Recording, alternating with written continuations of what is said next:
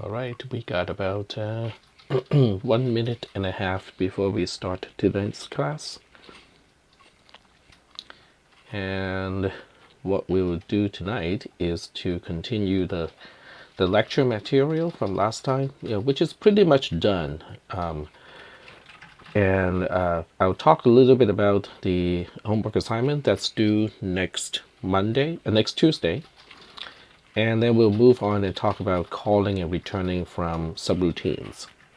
So it's going to be an interesting topic.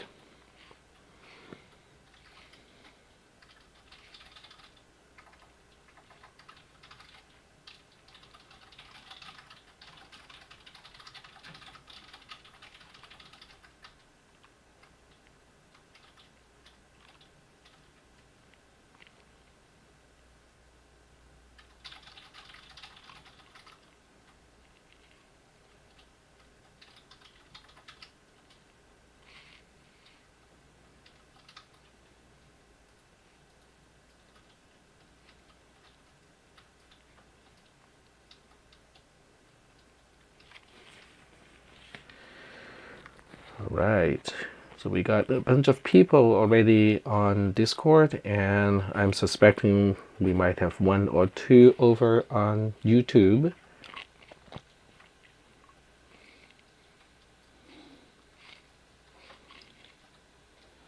All right, let's go ahead and get started. All right. So for the absolute value assignment, let's take a quick look at it, because this is your current assignment, and I hope you guys have at least started on this one, because it's not a long one, but nonetheless this is it's an interesting one, because you get to apply some of the instructions that we have talked about so far.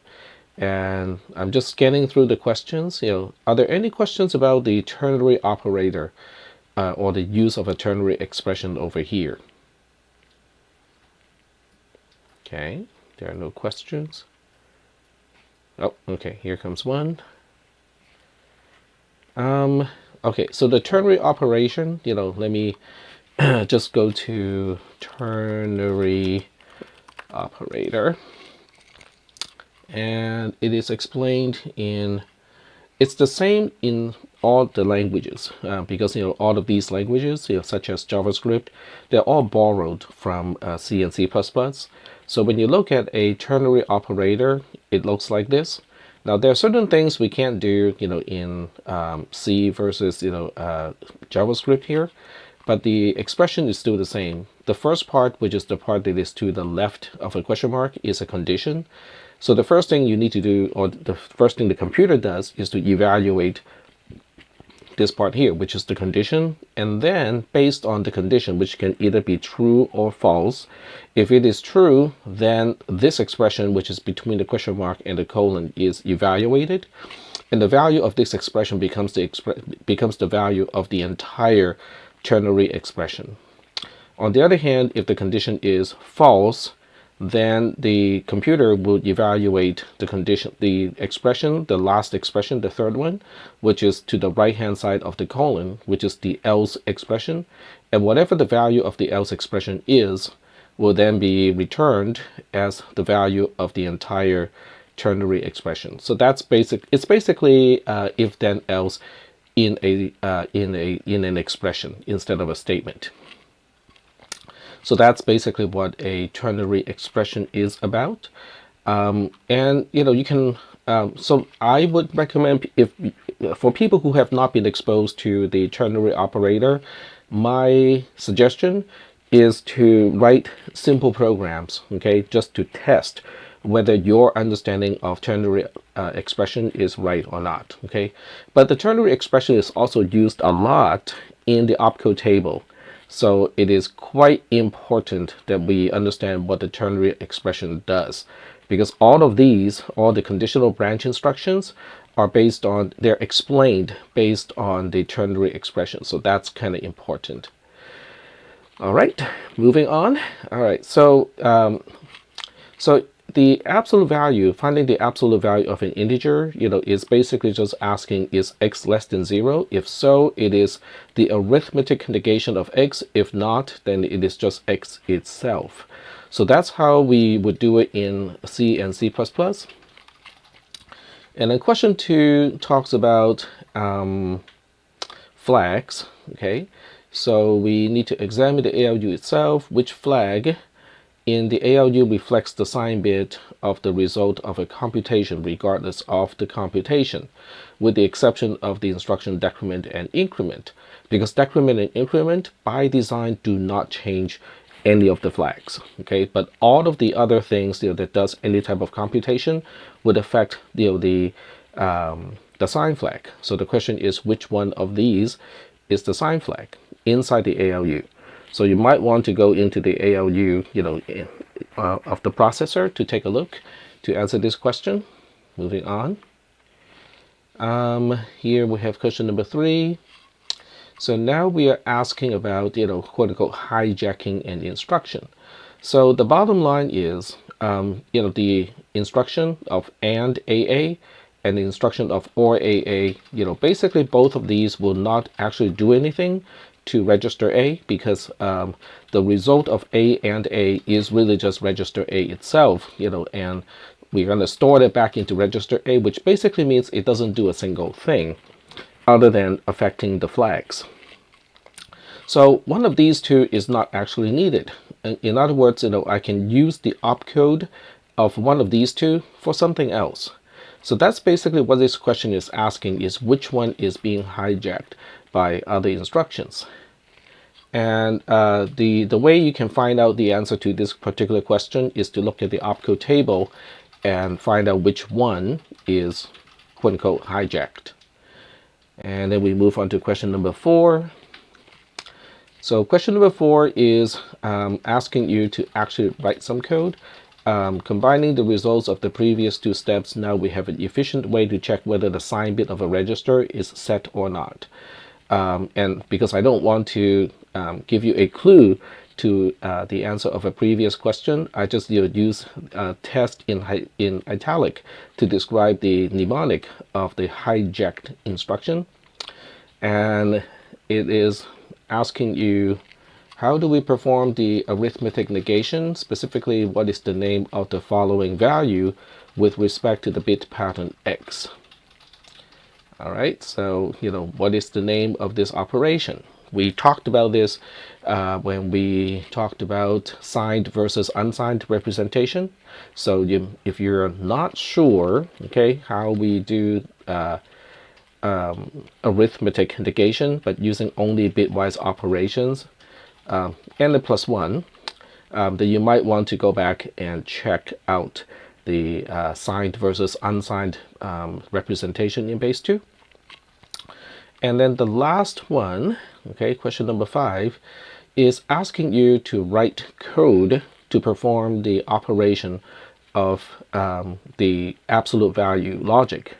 So in this particular question, it is not just doing the tilde x plus 1 part, it is doing the entire thing. So, in order to question number 5 completely, you need to go back and refer to question number 1. In other words, I'm basically saying, okay, if register A has the value that we want to find an absolute value of, how do we perform the entire ternary expression?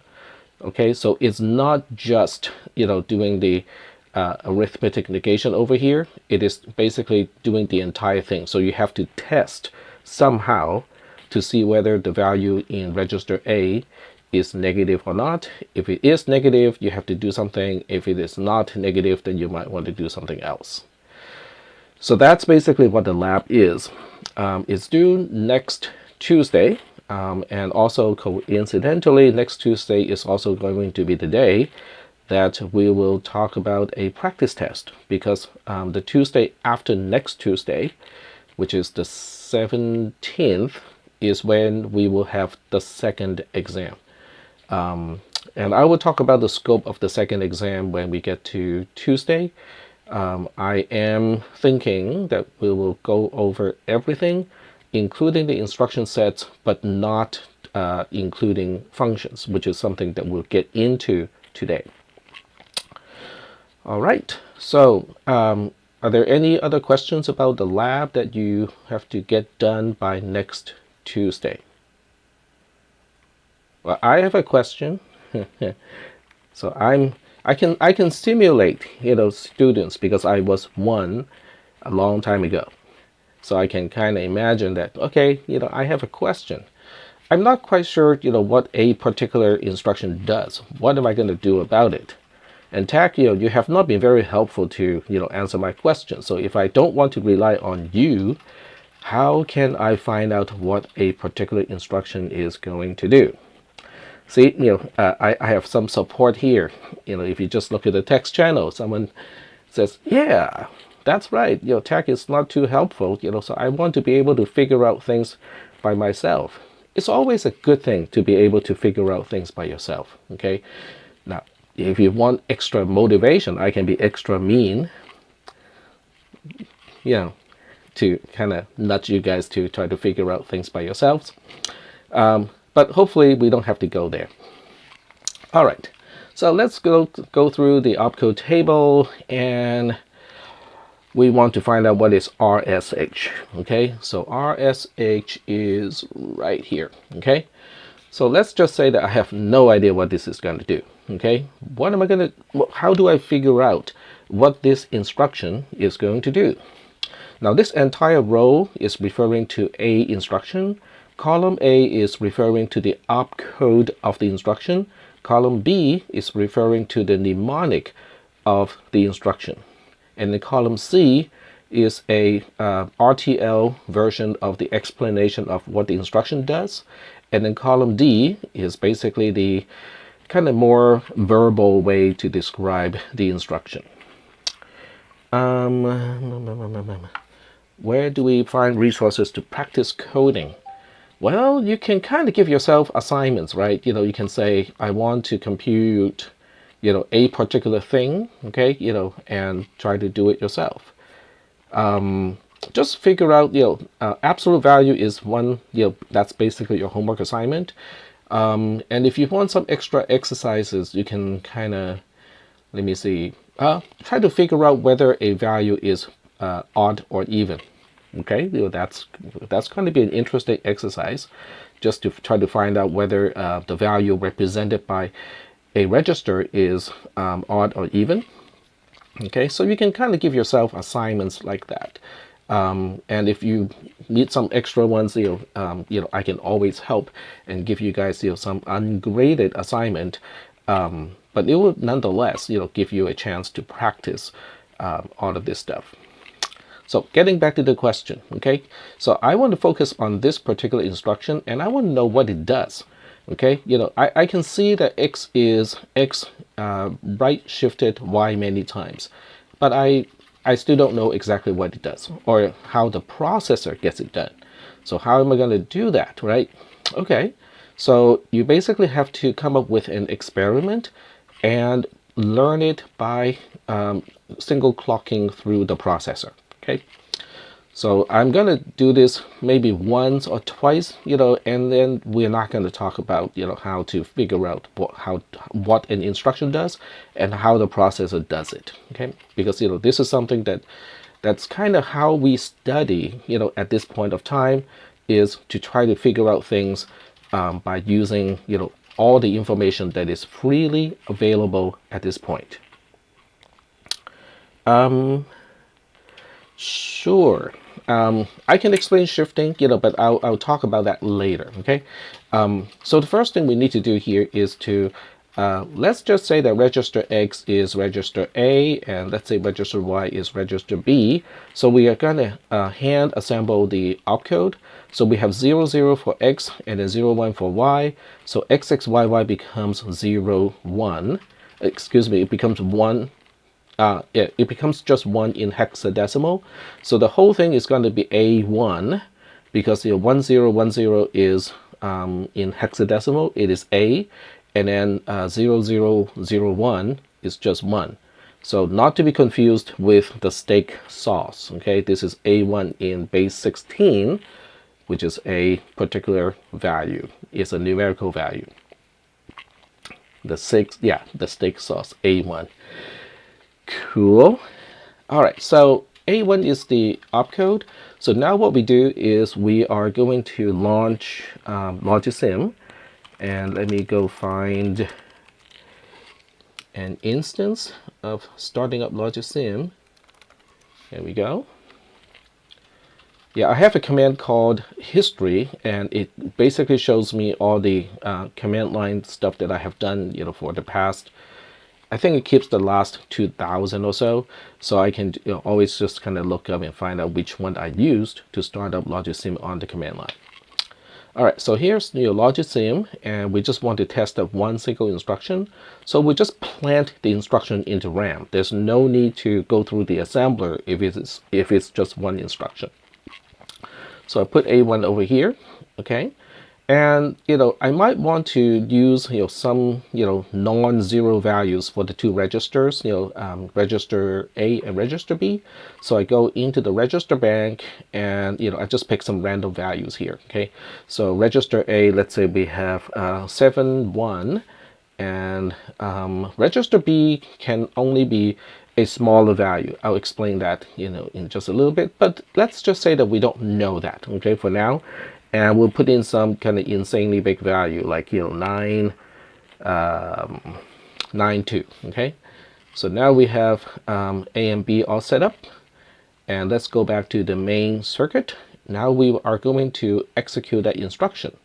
So we already know that the first two clocks, okay? Now when I talk about the clock, it has two edges, okay? One clock has one falling edge and one, well, I take it back. So one clock has a rising edge followed by a falling edge.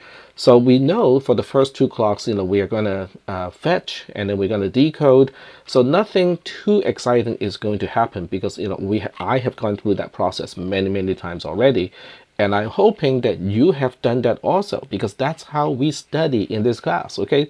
For the processor, there's no text material to go through, but you have to go through all of these steps and try to explain to yourself what is happening, when we, perform all those edges. That is how we study for this class, at least for this portion. So now we go to, focus on the ROM component. Okay, because the fetch and decode is more visible from this side when we have visibility of the instruction register. So now I have control. I cannot remember which one. We have control T, okay, to clock to tick once. So control T. This is my rising edge, and we can see how the instruction register has the opcode now. Control T, this is the falling edge, which only advances the microcode pointer to location 001 in the ROM. And then Control T again, this is the decode. Well, it auto increments the program counter. So the program counter is now at 01. And then the falling edge is going to be the decode, which also means we're going to end up at location A10. And I am not going to explain why we are going to location A10, why the first part or the left-hand side of the location seems to be the same as the opcode, and then has an extra 0 on the right-hand side. I will not explain that anymore because we have done it already, and I think it is an important thing that you can explain that yourself, okay? But now that we get here, okay, we are looking into the setup, the configuration of the processor is about to perform that, RSH, and then with register A as the first operand and then register B as the second operand. So now we want to figure out, okay, what is going on here, okay? So now we go check out what is active. So I personally like to check RAM first because if RAM is active, it automatically prompts a few questions. Unfortunately, RAM is not active here. So we are not using RAM in this case. And well, let's check out the program counter, because a lot of times we also update the program counter. Nope, not this time. Okay, what about the registers? Well, it looks like we're using the registers quite a bit, okay? The first thing we notice is RIEN is a 1, which means one of the registers is going to be updated. So we'll figure out which one, in just a little bit. We also can see that register output 0 enable is a 1. So that means this demultiplexer is now active.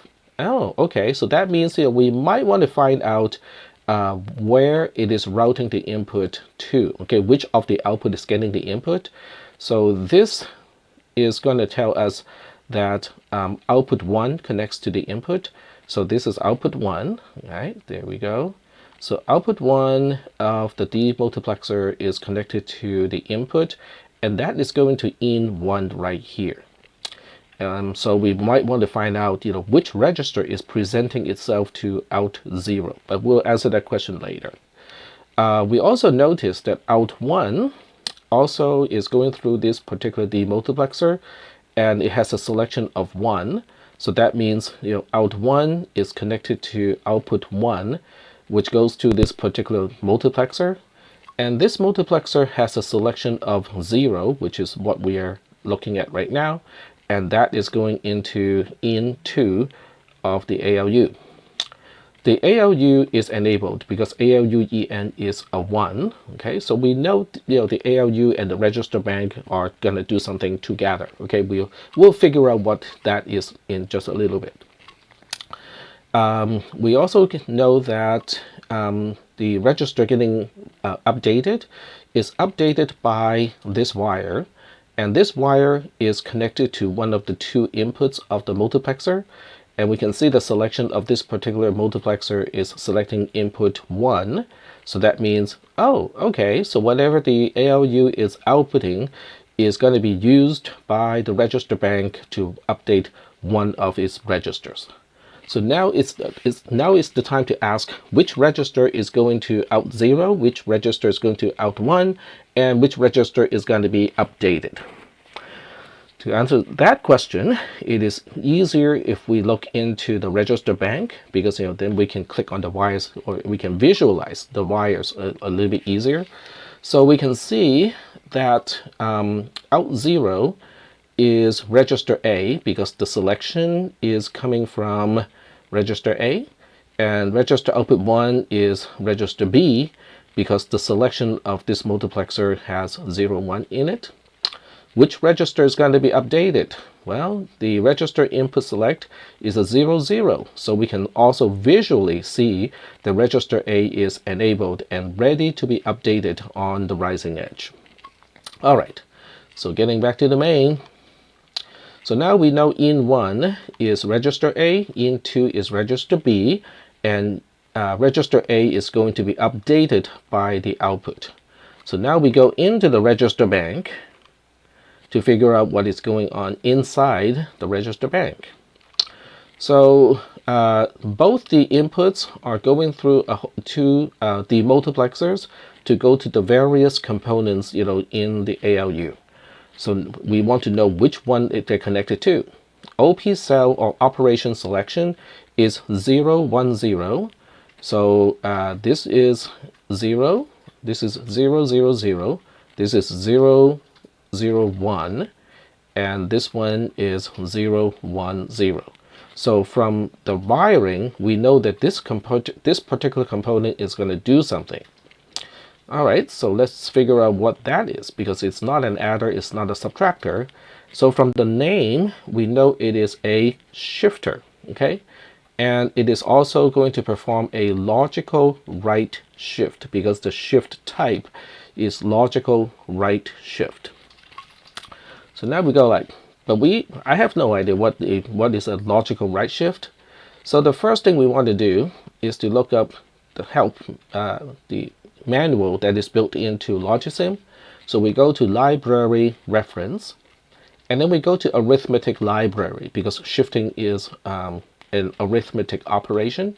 So we go to arithmetic library, and then we go to shifter, and we click on it, and now we try to look up what is logical right shift.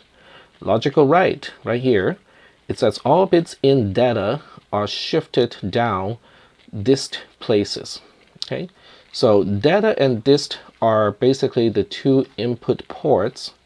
The top one is data, the bottom one is dist. So basically we are performing a bit shift operation. Data, which is the top pin, is telling us what the input bits look like. This is telling us how many places we are shifting, in this case to the right hand side. And because it's a logical right shift, it is also shifting in zeros from the left hand side. So that's why it gives you an example. It also explains here, okay, with the upper dist places filled with zeros. So that tells you that we are shifting in, zeros from the left hand side, and basically we're going to lose bits on the right hand side. So 11001011 is logically shifted right twice, and it's going to become 00 because these two zeros are shifted in from the left. And then we can see the bit pattern 110010 are preserved, but they are the position, they're moved, there are 2 places to the right hand side. And then the 11, which are the least significant 2 bits, are basically shifted out. And it also explains here the bottom 2 ones are lost because they got shifted out of the register. So that gives you an explanation of what is a logical right shift. And now we go in here and we ask, okay, let's check. Okay, let's check what is going on here. This should be the same as register A, which has, if I remember correctly, 773 in it. Okay, so you can see that it says 113, and that's because the radix is not set up right. So this is a good time if you guys want to change the radix when you poke on the wire and you want to use just binary and hexadecimal, which is much more useful than decimal at this point. You can always change that by going to, I think it's going to project, go to options. Okay, let me drag this one down a little bit first. There we go. And then we go to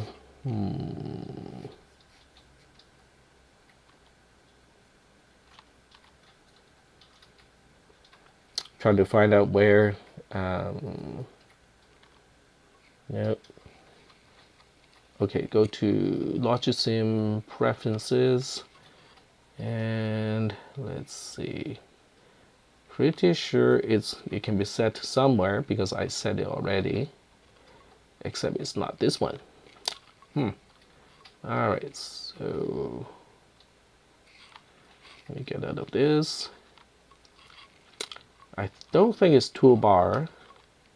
I don't think it's mouse either. Alright, so maybe it's not this particular menu.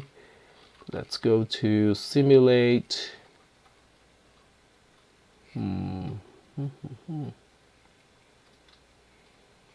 Okay, go to file and then preferences and see what we get there. That looks familiar. Let's go to layout. There we go. It's under layout. Okay, so this is how you get to that menu. Let me do it one more time. You go to file and then you go to preferences, and then you click on the layout tab. Okay, yes, don't ask me why the radix has something to do with layout, but under the layout tab you have first radix and second radix. When the Y is poked, change the second one to hexadecimal, and now if I poke on the Y again, it now displays 7-1. Okay. All right, so we know 7-1, which is 0-1-1-1-0-0-0-1, is being shifted. So now the question is, by how many places is it going to be shifted? Then you go like, oh no, this is not good, because int2 is specifying a really, really large value. We're going to shift everything out of 7-1 in hexadecimal, because there are only 8 bits, right? So technically speaking, if this value is greater than 111, which is 7, then we should be left with 0. But that's not the case. Okay, it is not the case, because this wire does not go straight into the dist port of the shifter. It's going through a splitter first, and you can see what the splitter is doing. It is only using bit 0 to bit 2, meaning the least significant 3 bits, to feed into the shifter. But when you look at the least significant 3 bits, which is 0, 1, 0, that specifies a value of 2. So that means we're only shifting by 2 places and not, more than 100 places. Okay, so now we look at this particular bit pattern again, and we basically say, okay, we are shifting 2 zeros from the left. Everything gets shifted to the right-hand side by 2 places. So we should end up with 0, 0, 0, 1, 1, 1, 0. Okay, because no, I take it back. We should end up with 0, 0, 0, 1, and then 1, 1, 0, 0. Okay, that's the result that we're expecting. And if I just do everything in my head, we should get a 3. No, we should get a 1 first, okay? Because the most significant hexadecimal digit is corresponding to 0, 0, 0, 1. And then the least significant hexadecimal digit is corresponding to 1, 1, 0, 0, which is a C. So we should be expecting 1C as the output of this particular shift operation. So let's click on the output wire. And sure enough, we're seeing 1C as the result here, which is also going to be 1C all the way here, because this particular multiplexer is also tied into OPSEL, the operation select pin, which is right here. So we are looking at this here. Now, because right shift is not increment nor decrement, so that means it is going to affect the flags register in some way as well. So one thing we can tell right away is the 0 flag is a 0, okay? Because when we look at the NOR, the negated OR of all the different bits of the output, it is giving us a 0. We look at this one here, okay? It is a 0 for S out, okay? Because it's looking at just bit 7 of the output, okay? And then we try to look at what is overflow, and overflow turns out to be useless because overflow is simply not defined for a right shift operation. So if it is not defined for a right shift operation, what are they going to be, right? What is overflow in this case? So overflow in this case, because this selector is also 0, 1, 0, which is 2. It is basically just saying whatever the input of overflow is becomes the overflow of the output. In other words, we are just preserving overflow, and we're doing the same thing. Nope, we're not doing the same thing with the L flag, because we're still performing an exclusive OR between the overflow and also the signed bit. And those become the flags out of the ALU. So yes, so this is a long explanation to basically say that we are simply performing a logical right shift operation, but we are not done yet, okay? Because even though we are theorizing, okay, the entire operation, we should probably see it happen. So to see that happen, we go into the register bank, and we focus on register A because we know register A is the one that is going to be updated. And we know it is going to be updated to 1C if what we have theorized up to this point is correct. So now we type Control-T on the keyboard, and sure enough, register A becomes 1C.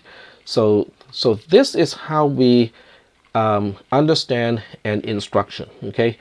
Now, if you ask, this looks pretty involved. I mean, there's a lot of steps and a lot of looking up and a lot of clicking and looking at Logisim to get through all of this. The answer is yeah, that's kind of how I want you guys to study. Okay, because the first few times can be overwhelming, because you don't quite know where things are and so on. But the more you do this, the quicker you'll be able to do it. So by the time you look into, let's say, the 8th instruction, okay, using this particular method, you can navigate, a whole lot faster compared to the first time. So I'm going to assume that you will be studying the toy processor in this particular fashion. Okay, I say this every single semester, and then every single semester there are always a few people at the end of the semester who do not quite understand how the processor works, because for whatever reason they do not want to go through this process.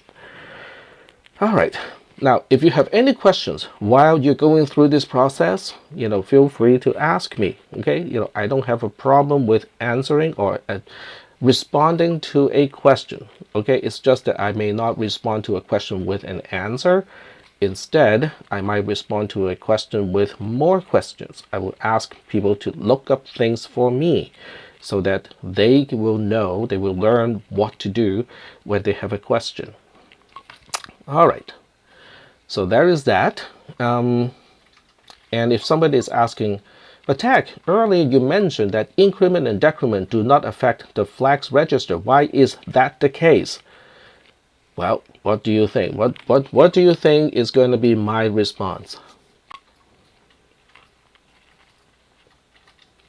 Well, go through this process, okay? Look at increment, pick up the increment instruction, as an opcode, make it increment A, okay? Plug that opcode into RAM, go through the process that I just went through, and analyze, okay, what is going on when the processor executes the increment A instruction. Specifically, what are the wires telling you in the ALU? Okay, when you go to the ALU and you go to the flags register, and you basically want to kind of look into these two components and say, okay, what exactly are they doing? Why are we adding one instead of adding two registers? And instead one of them is a constant. Oh, we see a constant here. How did that connect it to in2? When you go through the execute cycle of the increment A instruction, the simulator will explain that. Quote unquote, it's self-explanatory, but you have to kind of dig into it and look at how the multiplexers and demultiplexers are set up, which register is active, and so on, to fully understand how things happen in the processor. All right, so that's how we study the toy processor. Okay, there's no shortcut to it. Okay, and verbal explanation, especially in text, is not going to be very helpful because things are quite dynamic, and the processor in Logic Sim is the self-documentation of how the processor works. Okay. All right. So I don't see any questions on the text channel, so we are just gonna move on. And when we move on, we are now going into stack operations. So let me just quickly go to the compiling part, which is compiling C control structures. Okay, so I'm just going to open this one as a new tab and just double checking and make sure that I have gone through everything.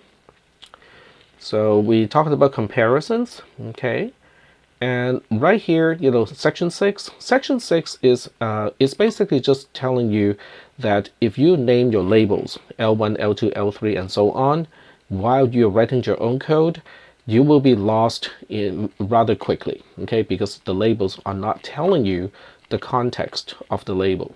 So, and also when you have a loop inside a loop or conditional statement inside conditional statement, even label names like else one or if one, then one, it's not going to be very helpful because it doesn't tell you how things are nested.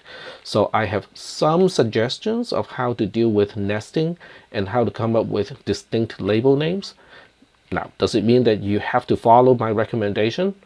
Absolutely not. Okay, you don't have to follow my naming convention, but you might want to have your own systematic way of naming the labels. Okay, because if you don't, it can get very difficult to track down which label is what.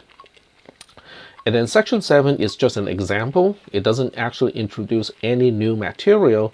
It is just a really long example of, okay, if for whatever strange reason this is the original C code, how do we translate that into assembly code? So it is really long, okay? That's because I use a copy and paste approach. So I basically just say this is the initial program, and then we do a few translations, and then we do a few more lines of translation, and then we do a few more lines of translation. In other words, it's just a whole lot of snapshots of how the program changes over time. And that's kind of the reason why it is so long. It's because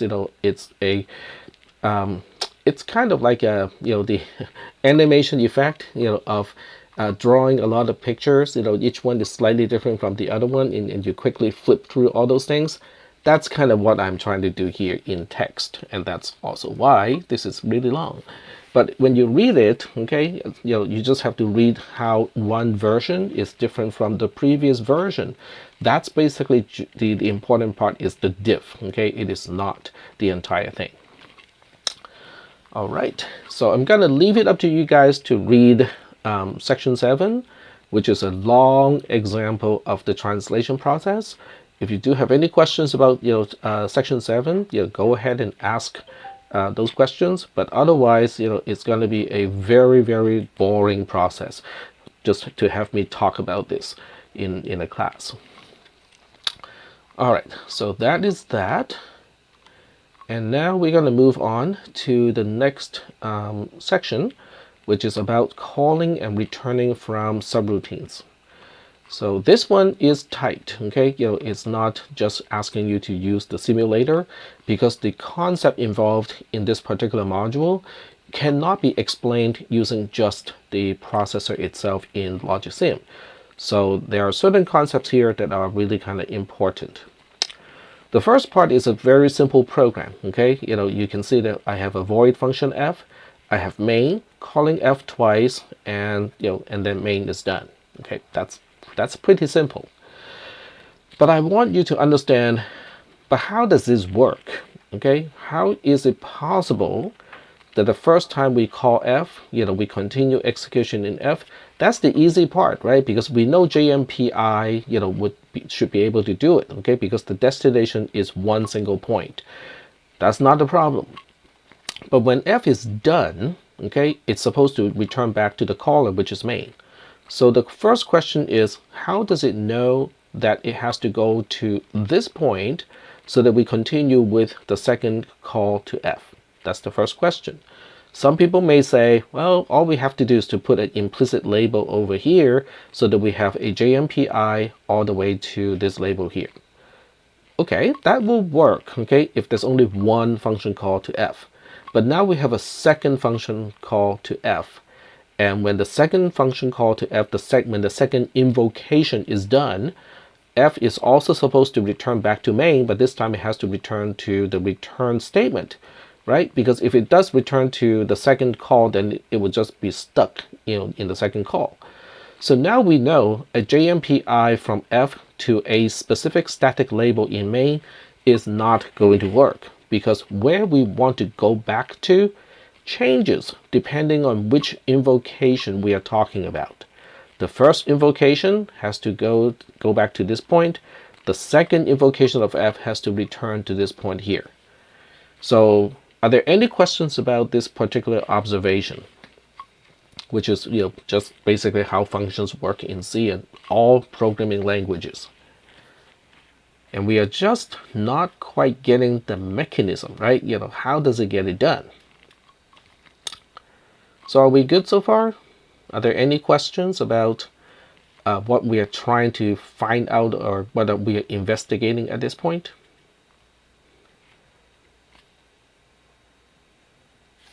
Let me just check to see whether Discord is still working. Yep, okay. Because I'm just kind of thinking, looking at the text channel, everybody is still stuck at the A1 steak sauce thing. Nope, not dynamic labels. No, they do not exit either. So the way it works is quite interesting, okay? The way it works is in main, before it continues execution in the subroutine being called, which is f, main is smart. It leaves behind a little breadcrumb, and basically say, hey, when we are done with F, this is where we want to go back to. So main is leaving behind that little piece of breadcrumb. So when F is done, okay, it knows where to find that breadcrumb, and using that breadcrumb, F knows where to go back to main. Now when main is going to call F again the second time, main says, I'm going to leave behind a different piece of breadcrumb. Okay, and that piece of breadcrumb basically says, okay, when F is done, you need to go back to this point.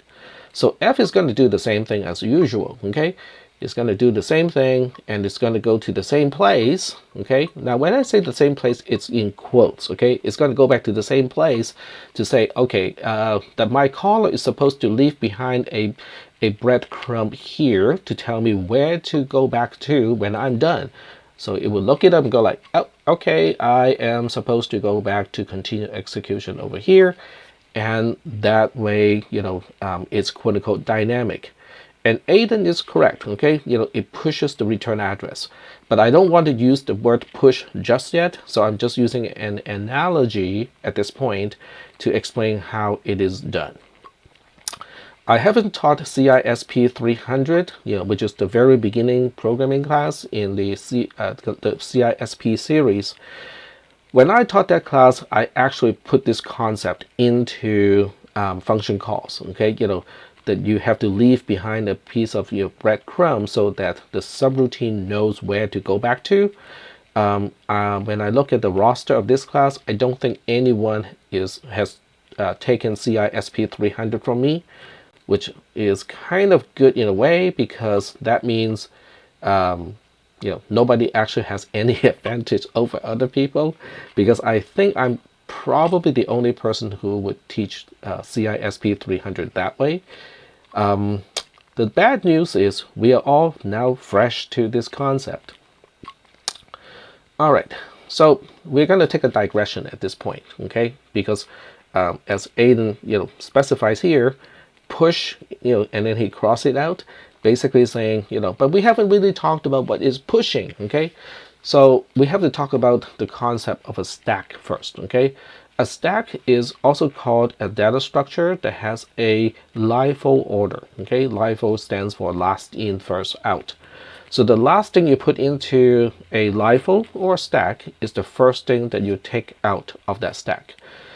The easiest analogy for a stack is to look at the stack of dishes at a buffet. Okay, so the guy in the kitchen, who do all the dishes, would clean all the dishes and then put a new stack of dishes into the mechanism. Okay, and so the first dish that is pushed into that mechanism is going to be the last one to be used by clients. The last dish that was cleaned, which is the first one to be visible to the clients, is also going to be the first one to be used. LIFO can also be used in accounting. That is correct, and I shouldn't say unfortunate, but it is really kind of bad. But LIFO is also used in in situations where there are layoffs. Okay, so the contract, for all the professors at ARC and Los Rios basically specifies that if Los Rios loses a lot of money and we cannot afford to pay the salary to all the professors, it is going to be in a LIFO order, which means the newest member of a department will be the first one to be laid off. And Aiden is typing probably something funny. Yes, that is a scary stack. Okay, yep, there we go. Now, if you extend that picture with 2 more posts, then we can also try to explain what is Hanoi's tower. In fact, we can implement Hanoi's tower using the toy processor recursively. Yeah, so we probably will get to that point too. Yes, let's do it. Let's do it, man.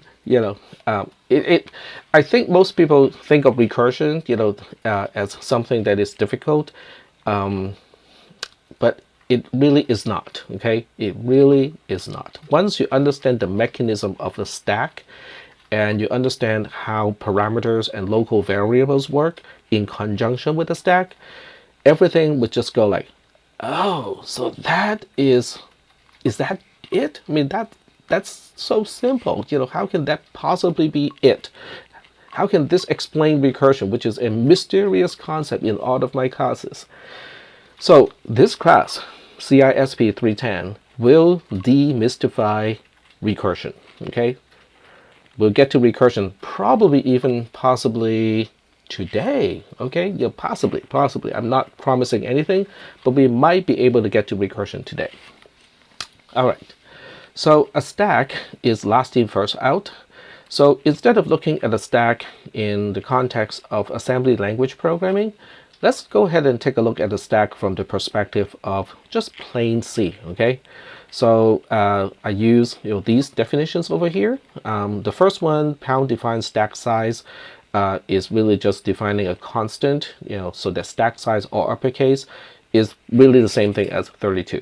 Now this is just so that I don't need to sprinkle 32 as a constant all over the place, because now I have a symbolic name for it. The second line, which is uint 8_t, is and stack size, is allocating an array that has, in this case, basically 32 bytes. Okay. The third one is declaring a variable. It can be global, it can be local. So all of these two definitions can be local, or it can be global. But anyway, SP is really just a pointer to an unsigned 8-bit integer. Okay, so that's how we set up the data structure. Now we in the TTP in text toy processor, we assume the stack is from location 255, which is the very last location in RAM, to the last byte available after the program takes up the space in RAM. Okay, so let's not worry about this part just yet. Okay, so we're going to continue with the C code at this point. A push operation, which is basically how do we store something into the stack, would consist of these two steps. Okay, X is representing what we want to store in the stack. So when we want to store something in the stack, this is what we do. We decrement the stack pointer first, and then we say whatever stack pointer is pointing to is storing the value that we want to save. That's how we store something.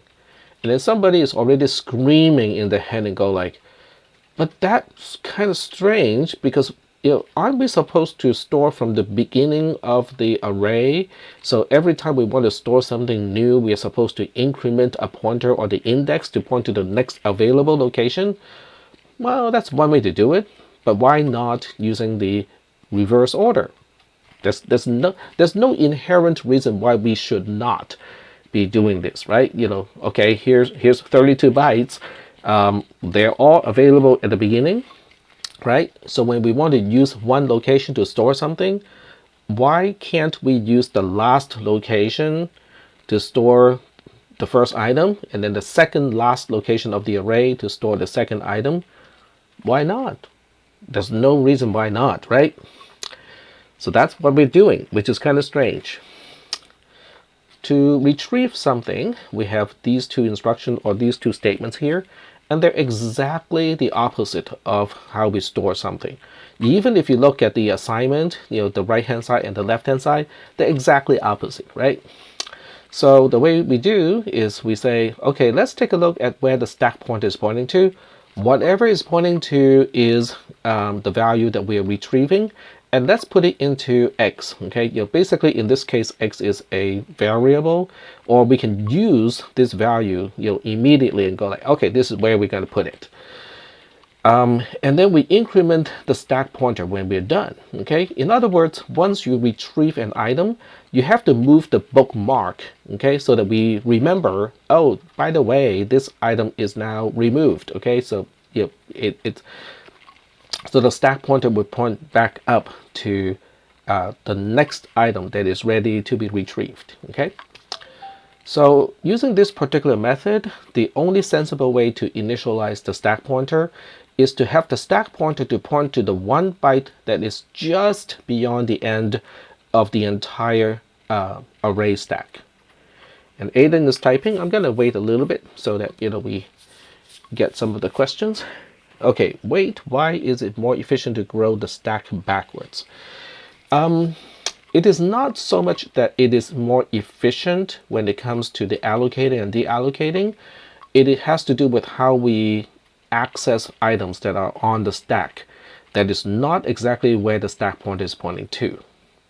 That portion is easier when the stack grows backwards.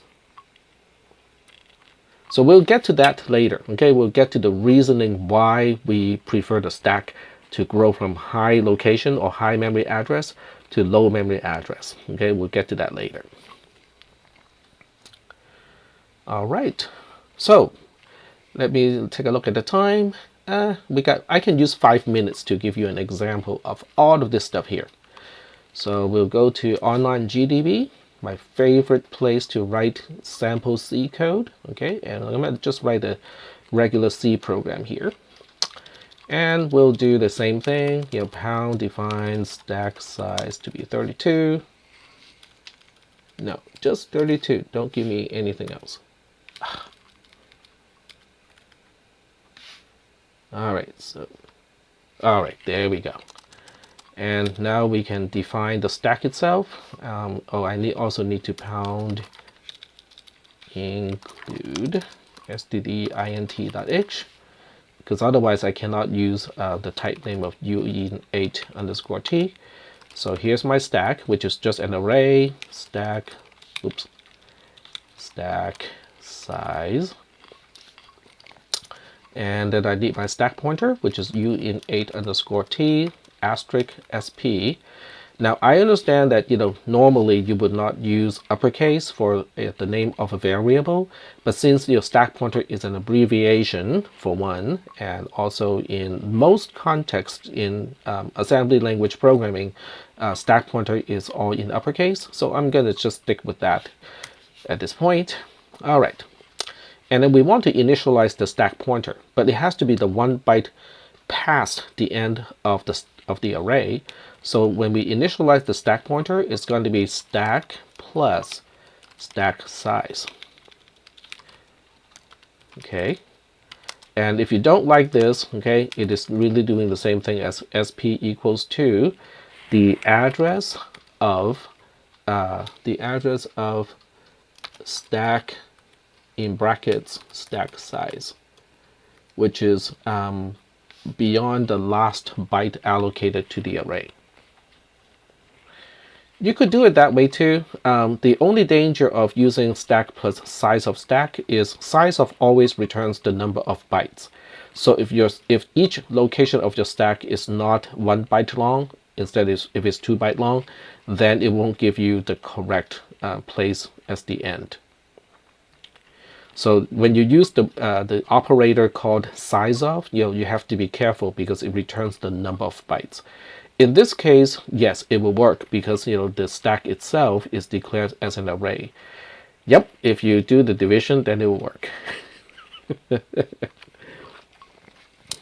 All right, so this is how we initialize everything. So let's go ahead and push something, okay?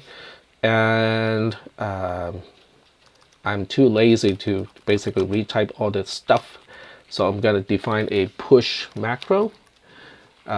So we'll say push x, is going to expand to the following. So the first thing we do, when we want to push something, is to allocate stack space, which is starting with sp minus minus or minus minus sp. Either way is fine, okay, because this is not embedded into another expression, so it doesn't really matter whether it is a pre-decrement or post-decrement. And then we say stack oh, nope, we just say whatever the stack pointer is pointing to is now going to store whatever X is specifying. And the compiler is trying to be smart, or the IDE is trying to be smart, but it's being a little bit too smart. All right, so this is how we push something, and we'll define pop as well. So in this case, pop is a little bit different. I'm not going to say where we're going to pop the value to. We'll just say this is the value. Okay, so pop can be used on the right hand side of an assignment statement. It has a value on its own, and the way to do that is, oh, okay, I know how to do it. So the way to do it is going to look a little bit disturbing to some of you, okay, but that's how we do it. This is how we do it. Okay, this is how pop is implemented, because it is a post increment of the stack pointer, and then we are dereferencing the post incremented stack pointer. In other words, it really just kind of breaks up to dereference stack pointer, and then we increment the stack pointer. But we return, the expression returns the value of the stack pointer dereferenced. But by using a post increment like this, I can use a single expression like this to basically refer to what we need to do. All right, so now that we have these two macros defined, we can just play with it, okay? So we'll just go ahead and say, okay, let's push, we'll just use decimal numbers in this case. So we're pushing 13 on the stack, and if I use a semicolon, well, okay, maybe I should use a semicolon outside of the macro. There we go, and then we can push 20, and then we say printf. Oh, scroll down.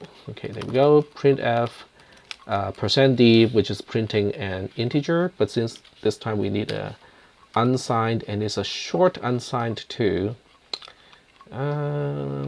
We can always cast on the outside, so we'll cast it on the outside, which is right here. So we can cast and say this is just unsigned.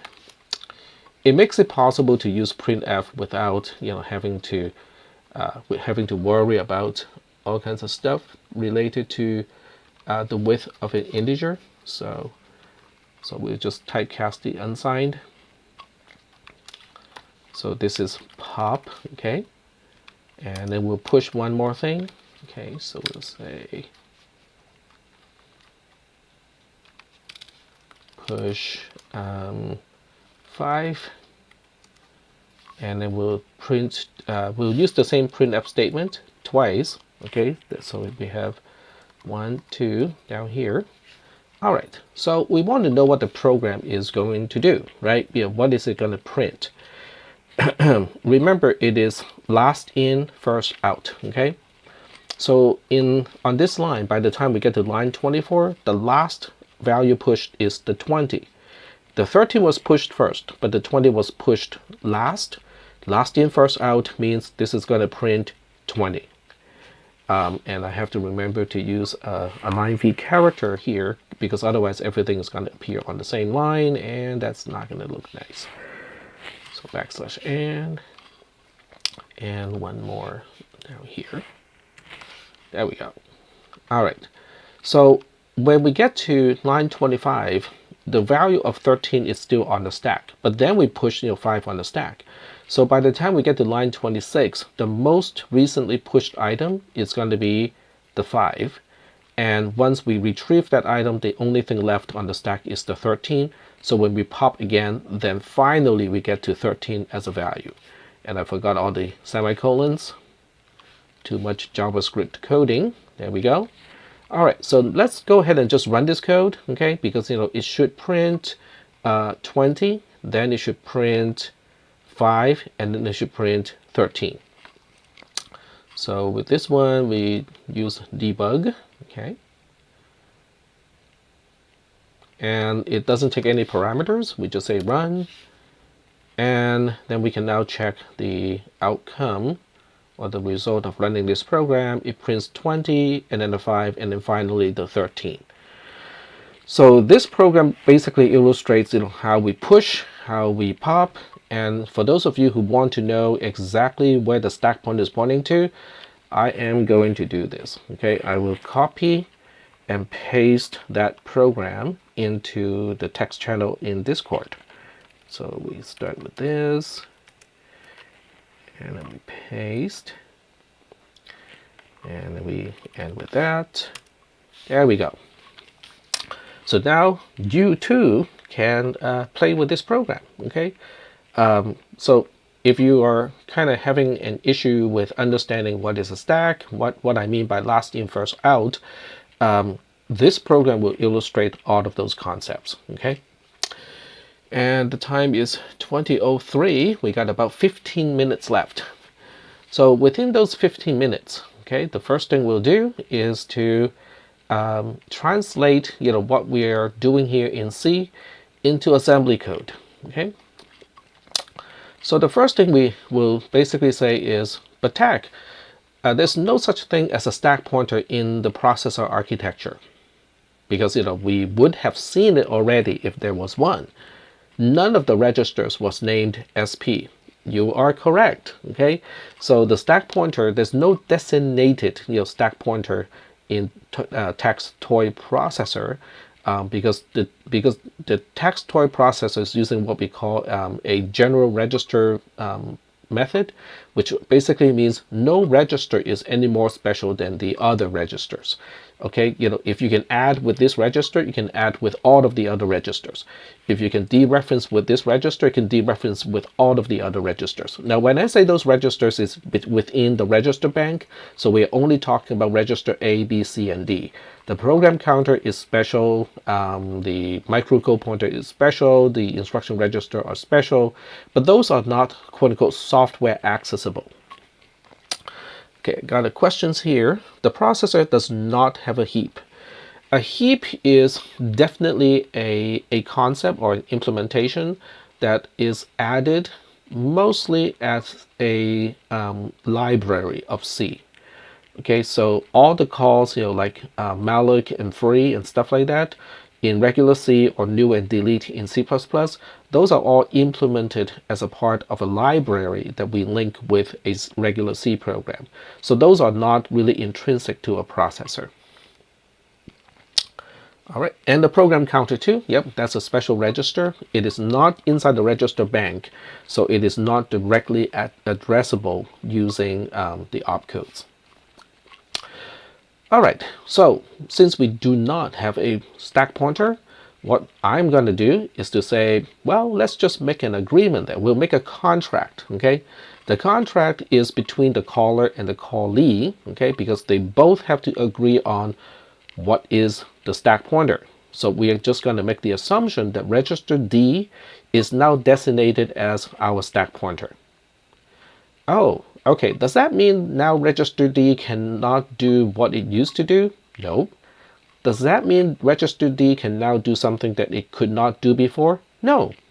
Register D is still register D in the processor. It is how we use register D that makes it the stack pointer. Okay?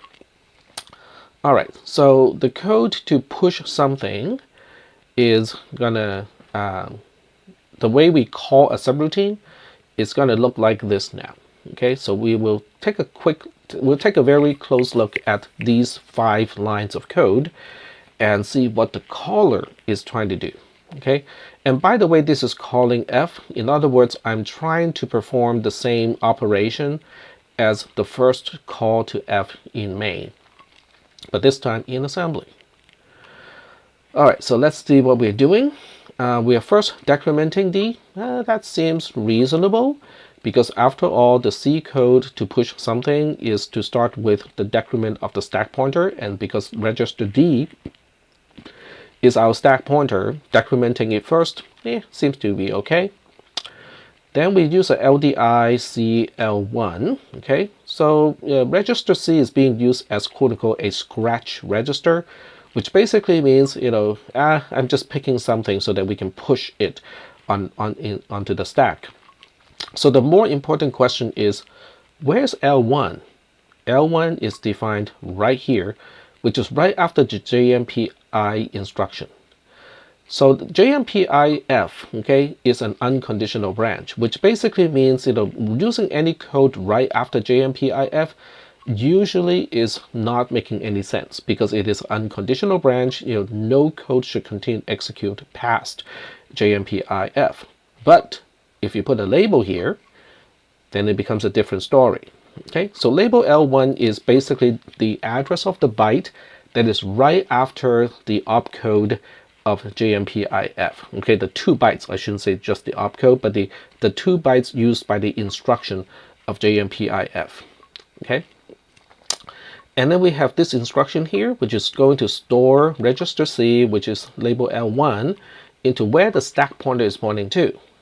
That is basically doing this particular step here. Okay, we are dereferencing register D, and we are going to store register C at where register D is pointing to in RAM.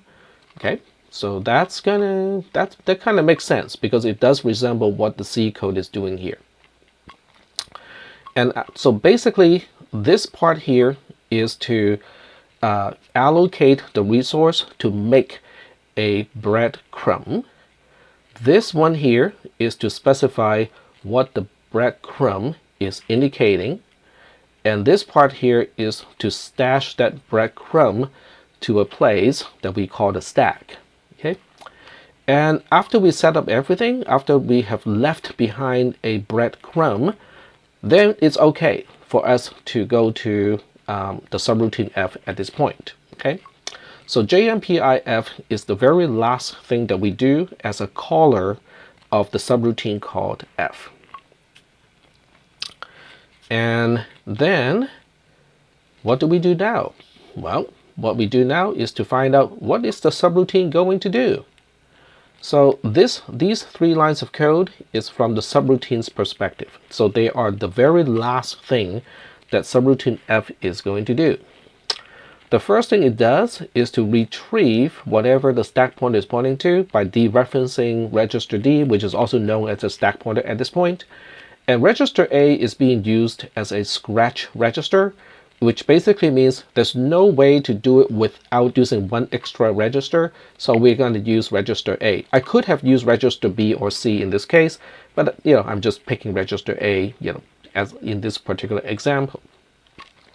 So line 1 of what the callee or the subroutine being called need to do is resembling this line over here, okay? Because we are going to where the stack pointer is pointing to, retrieve that, and then put it into a particular place called X in this code. And in here, I just choose register A to be that X, okay? And then we increment the stack pointer, basically to deallocate the location that I have just retrieved something from. And that is resembled here, in SP++. So at this point, I have already quote unquote consumed the breadcrumb. Okay, I retrieve the breadcrumb, at this point, and here I quote unquote ate or looked at the breadcrumb, and now I'm following the instruction of the breadcrumb to continue execution in the caller. All right, so this is call. This is how we call, which is seen as F open and close paren and then the semicolon in C. And this is how we return from a subroutine, which in the case of a void subroutine, you can always have the word or the statement return, in F, which doesn't really do anything fancy because, the return is implicit also when you hit the close brace corresponding to the end of the definition of a void function. So whether you have a statement called return and then a semicolon in F doesn't really matter, okay? All right.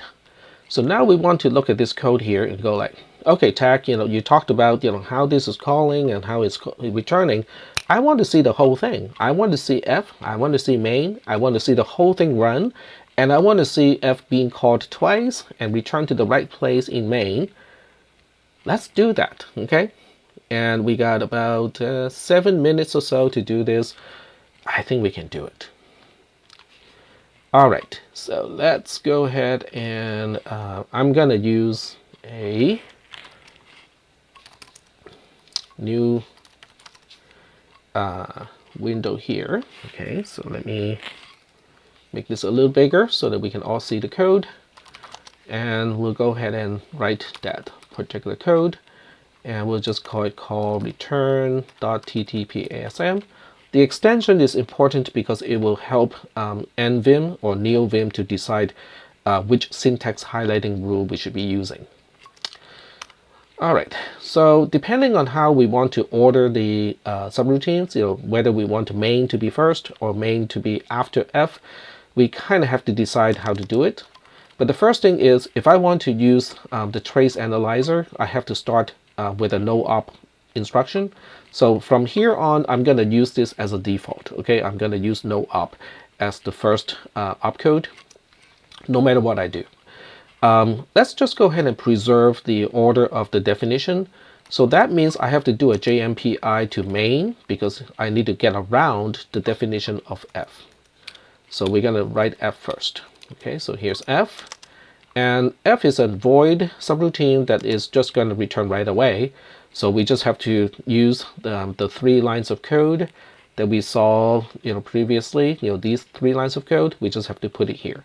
So we say LDAD and then increment D and JMPA. There we go. And now we go to main. So main is a little bit, there are certain things that are optional. The first one is we kind of should initialize register D. In other words, the stack pointer really should start at a location that is right past the end of RAM. So we're going to do LDID. The last location of RAM is location 255. And remember, we can't use hexadecimal yet in the assembler. So it's going to be 255. But then you're going to say, but location 255 really is the last location of RAM. We're supposed to be pointing to 1 byte past the end of RAM. Fine, 1 plus. There we go. And then some of you are going to say, but Tech, you surely mean 255 plus 1, right? Well, it is a postfix notation. I think we talked about this before, that the assembler can recognize postfix notation or RPN, reverse Polish notation. This is it, okay? 255 1 plus means what we otherwise know as 255 plus 1. But I'm going to do one thing, that is even more kind of confusing. I'm just going to say 0 here. Because 1 byte only has 8 bits, okay? And if you want to represent 256 using only 8 bits, guess what? So it was, yes, so Tom is correct in the text channel. But 255 plus 1 is supposed to be 256, but everything is mod 256 when we only have bytes, okay? And 256 mod 256 is 0. So that's why this will do exactly the same thing. And it's really not needed because register D is reset to 0 when we start the processor to begin with. But I'm going to put it here because I want to see people to see that we are indeed initializing the stack pointer. Okay. And now we are going to perform the first call to F. And to do that, we are going to decrement D first. And you can see that the first location we use on the stack is not really location 0. It is location 255 because we decrement D first. Okay. So we decrement D, we LDI, register, okay, whatever, A is fine with L1, and L1 is here. But I did say, don't use labels like L1, L2, and L3. Okay, fine, we're going to change it, okay? So we'll say this is return 0 from F, okay?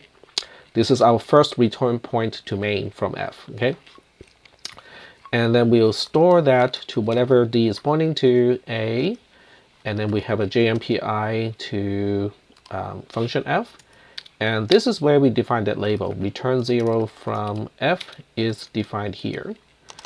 And now we have the second call, which is going to look very similar to the first one. So I'm going to do some copy and pasting here. So 5 yank, 5 paste, and then we just have to change the label definitions to basically a different label.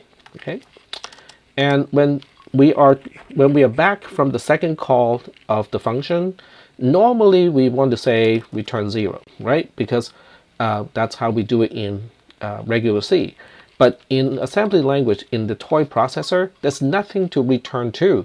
So when there's nothing to return to, the only thing you can do that makes sense is to halt, to basically say, we're done, okay? You don't go any further. There are no other instruction we should touch at this point, okay? All right, so we are done with the assembly code, okay? So save it, and I'm gonna put it into the clipboard. Okay, call, oh, it's /temp, call return to xclip cell clipboard, like that. And now I can go to the assembler and paste it into column A of the source tab, and make sure that we do not double click. Okay, you don't want to see the blinky cursor when we paste. So paste like that, and we don't really need the rest of this program. It doesn't really cause any harm. Okay, we just don't need it, so I'm going to delete that portion. All right, so the assembler is done. I'm not seeing any error messages, so we go to the RAM file, and if it says v2.0 raw, that means we have successfully assembled the program. And then we use file and download as CSV, and we'll save it. Okay, there's no need to open the file, because when you open it, it's just a whole bunch of hexadecimal digits. So we'll save it as call return.csv in my temp folder. And now I can go ahead and try to run it, but I'm not going to use the GUI to run it. So I will go to Logisim, which is right here, and close it, okay? Because I don't want it. I don't want to run it in the GUI, because there's nothing, it's not convenient to track down the execution of this program in GUI mode. So we go back to the command line, and I'm going to change the CWD, or the current working directory, to /temp, just so that everything is here. I don't have to specify the path all the time.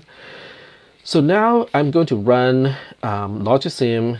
I will start up Logisim and load the RAM file and run it at the same time using one single command line. Okay, I have done this before. Okay, I'm going to do it again. And if you want to do this in Windows, you need to learn a little bit about how to use the command line interface in Windows. Specifically, you need to know how to specify a file path in Windows. Okay, that is something that is, I would say, outside of the scope of this class. And if you're a computer science student, I think you should be able to do it. There are plenty of resources online, and I can help you look up some of those in just a little bit. So we use java-jar, and because of where I put my Logisim310.jar file, I have to specify it's in my documents subfolder, and in there's a subfolder called CISP310, and then it is here.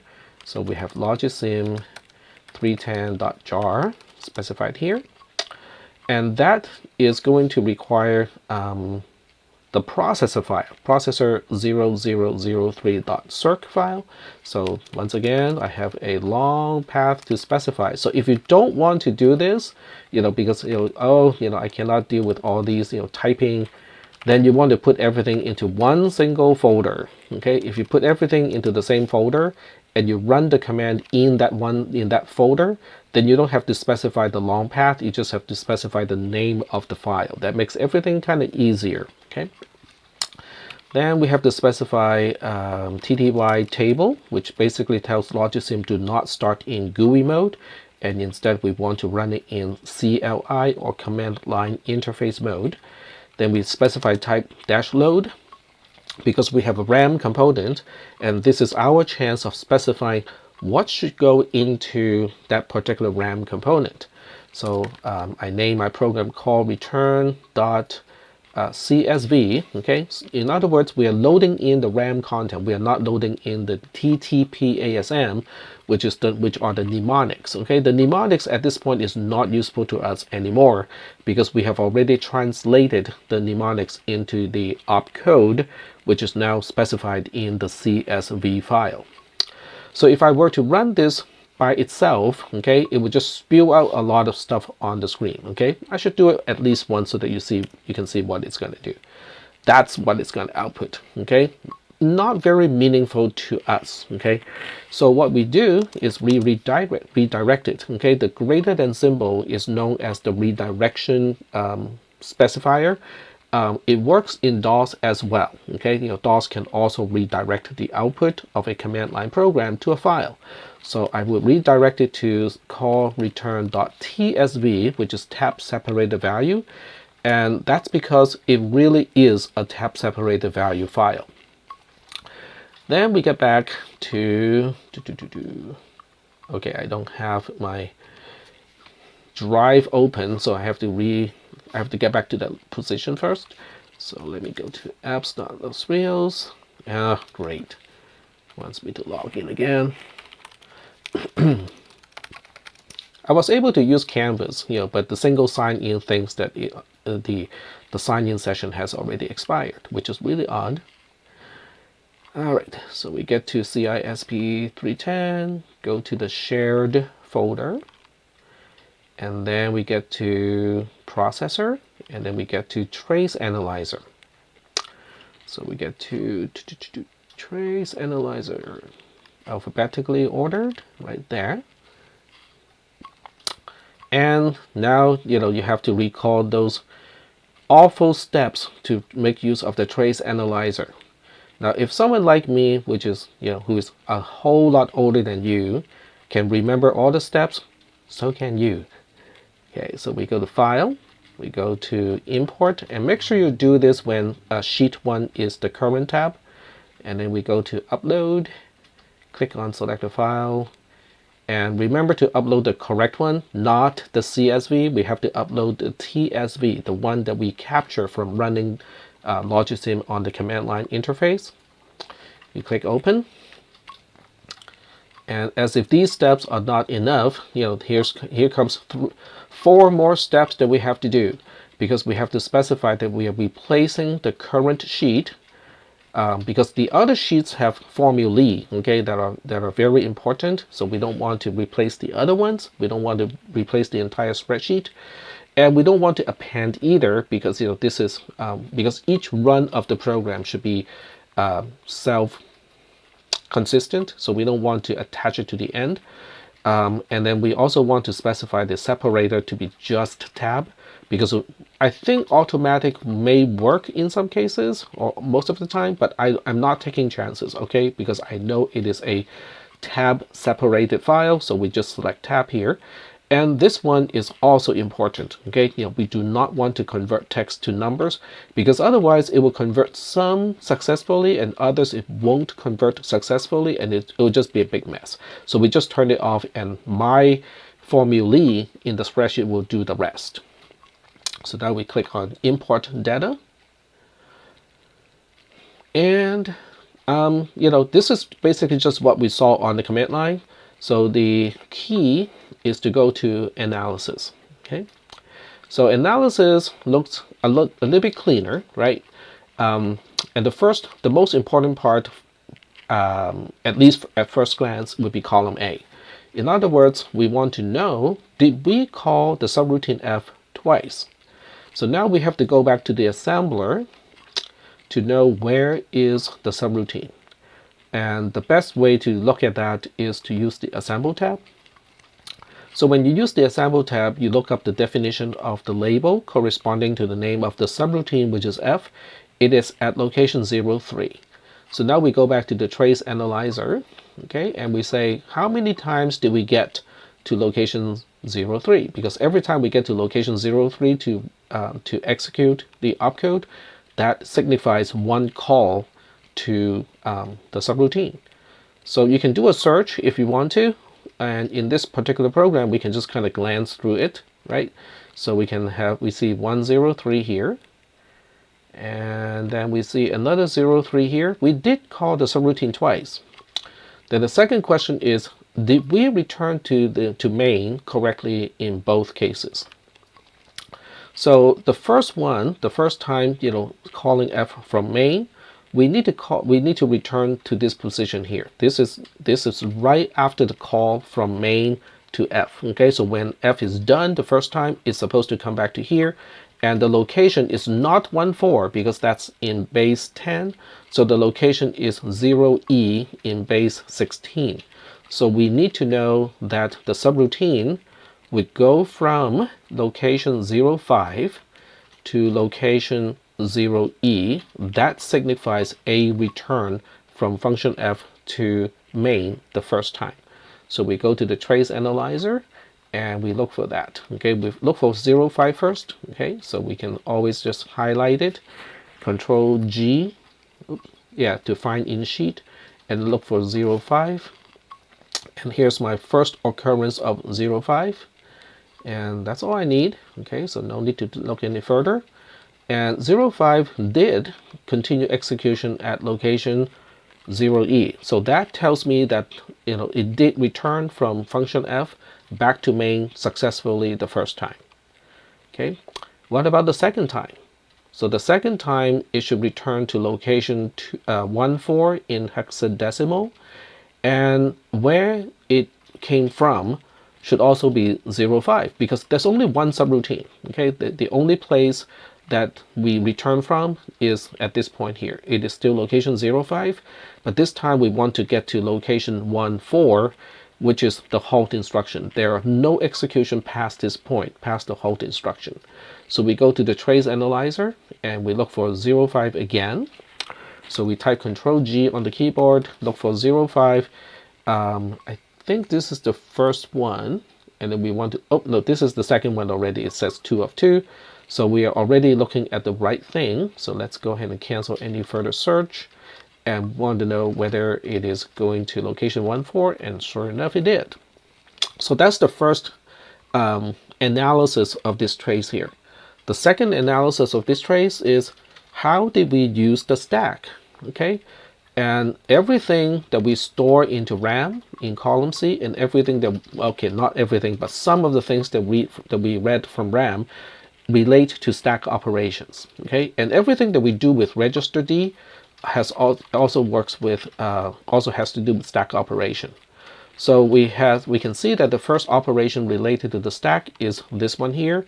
The stack pointer register D is turning into FF, possibly from 00, and this is happening at location 08. Okay, so now the question is, what did we do at location 08 that caused a change to register D, so it went from FF, it becomes FF, okay, from something else? So we do go to the assembler and we track down location 08, okay, and location 08 is here, is decrement D. Oh, okay, that kind of makes sense because register D was 0 from the beginning of the program's execution, and now it is FF. That's because if you subtract 1 from 00, it becomes FF. Okay, that makes sense. So now we continue with this analysis and go like, okay, where else do we do something about the stack? Okay, here, okay, we are storing 0E as a bit pattern to the location in RAM at location FF, okay? And where did we do this? We did it at location 0B. So when we look up location 0B, it is the ST instruction. This is where we store the label, or the value represented by the label to where the stack pointer is pointing to. The stack pointer, which is register D, is FF, so quite naturally we store to the location FF in RAM. Okay. Okay, so where else did we make use of the stack? This place here. So this is not a write operation. This is a read operation. The differentiation is when we are writing, I use a single equal symbol, which is the same as an assignment. The right-hand side is used to update the left-hand side. When I retrieve something from memory, I use double equal, which basically only signifies that, oh, by the way, now we know that location FF in RAM has a content of 0E because we just read from that location. So now the question is, where exactly did we read from that location? It is the program counter is at location 03. So we go to the assemble tab and then we look up location 03 to find out what instruction is causing that to happen. It's the LD instruction. So the LD instruction, okay, I think at this point we should know what the LD instruction, what it does and how it gets it done. Okay, if that is not clear, then you might want to design an experiment just so that you can see how the processor configures everything to get it done. Okay, so I'm gonna leave it up to you, but it is dereferencing register D, and then whatever it retrieves from RAM, it put it into register A. So we go back to the trace analyzer,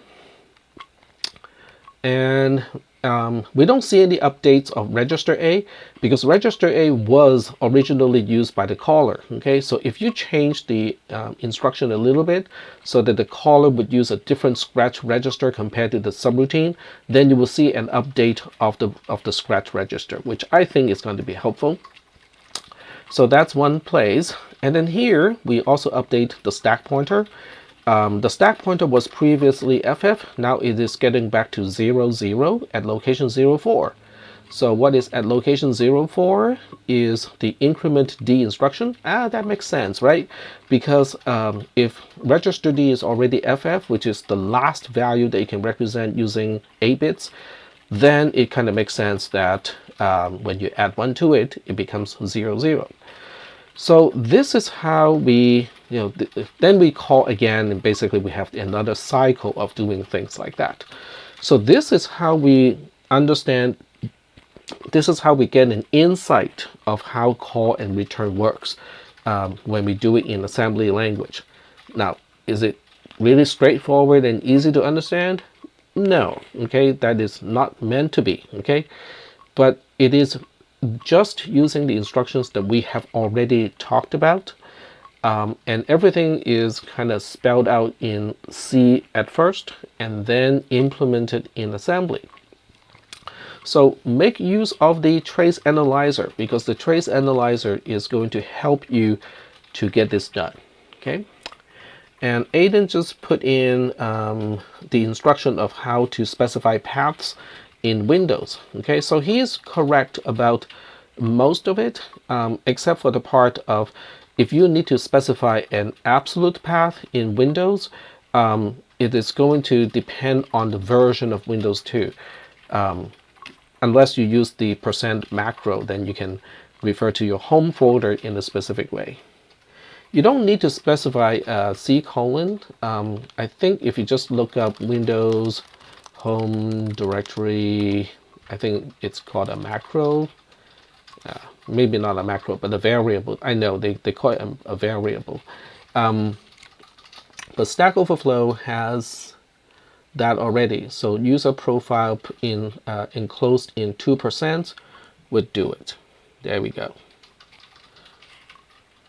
Backslash, I think, goes all the way to the root folder of the entire drive, but I could be wrong. I'm not 100% sure. Yeah, so you don't want to do that because, unless you basically put everything into a folder that is not in your home folder, but most people put things, into their own home folder. So so it's going to be % user profile % and then backslash documents backslash and then whatever folder people use in their own documents folder. But basically it is stuff that you can kind of learn online, because that's just command line stuff in Windows. So that's a kind of important tool, okay? Learning how to use the CLI mode of operation with Logisim, kind of important. And before I end today's class, I am going to, okay, one too many clicks. There we go.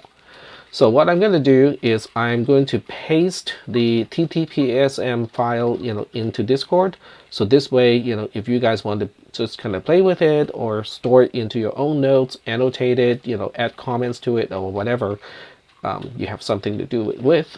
Okay, so I'm going to do the, it might still be on my clipboard, but I'm not taking chances.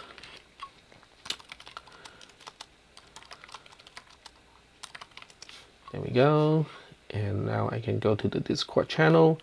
Unfortunately, Discord does not understand TTP-ASM syntax, so all the syntax highlighting is going to be lost. But nonetheless, okay, you still have it. There we go. Okay, so I think this is a good time to conclude tonight's lecture. And I'm just 18 minutes over. And I'm not going to charge any extra. The school probably won't appreciate if I say, hey, here's my PayPal account, and because we are 18 minutes over, and this is the extra overcharge for you. Yeah, the school will totally frown on this, and I will be the one breaking the last in, first out rule. I'll be the first one to get fired because of that. Nope, we are not going to take roll because with this sort of thing, I think it is just not wise to miss lectures. You can be here in real time. Okay, that's great. You guys can ask questions right away if you want to. And it is also just as good to kind of do it asynchronously, to watch the video after the fact, but not watching the lecture at all.